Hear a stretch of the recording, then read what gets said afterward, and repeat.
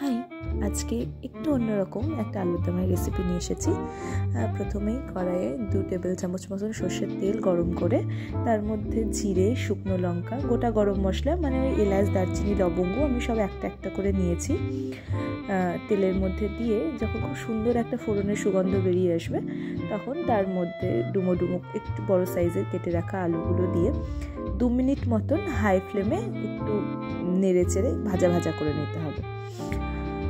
আর তারপরে স্বাদ মতো নুন, রঙের জন্য একটুখানি হলুদ দিয়ে ঢাকা চাপা দিয়ে লো টু মিডিয়াম ফ্লেমে আলুটাকে কুক হতে দিতে হবে।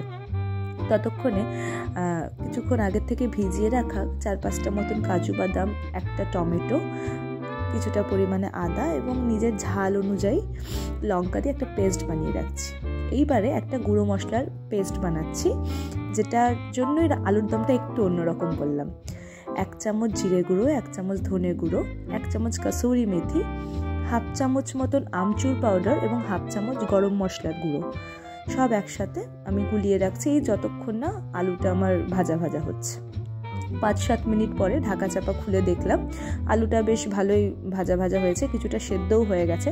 আলুটা যখন 80% কুক হবে সেই অবস্থাতে আমাদের টমেটো, কাজু বাদামের পেস্ট এবং গুঁড়ো মশলার যে পেস্টটা বানিয়ে রেখেছিলাম সেইটাও দিয়ে একসাথে ভালো করে কষিয়ে নিতে হবে। আলুটা 80% কুক এই জন্যই বললাম, পুরোপুরি যদি আলুটা সেদ্ধ হয়ে যায় তাহলে আলুটার মধ্যেই যেহেতু মশলাটা কষানো হচ্ছে না, আলুটা কিন্তু পুরো ভেঙে গুঁড়িয়ে যাবে, তখন আলুর দমে আলু খুঁজে পাওয়া যাবে না, শুধু ঝোল খেতে হবে।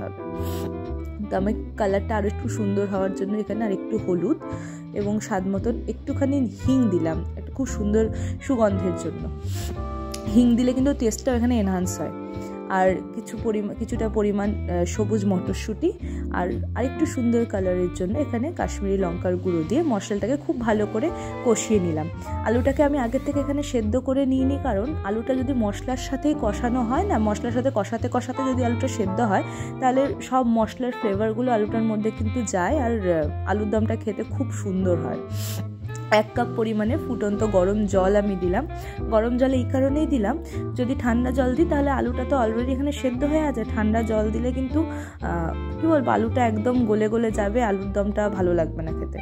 দিয়ে এই 2 মিনিট মতন ঢাকা দিয়ে হাই ফ্লেমে আলুর দমটাকে ফুটতে দিলাম। তারপর আমি টেস্ট করে দেখলাম আমার নুন একটুখানি কম মনে হলো দেখে আমি আর একটুখানি নুন অ্যাড করলাম এবং একটুখানি চিনি দিয়ে নামিয়ে নিলেই রেডি আলুর দম। আমি কড়াইশুঁটির কচুরির সঙ্গে সার্ভ করেছিলাম। Thank you.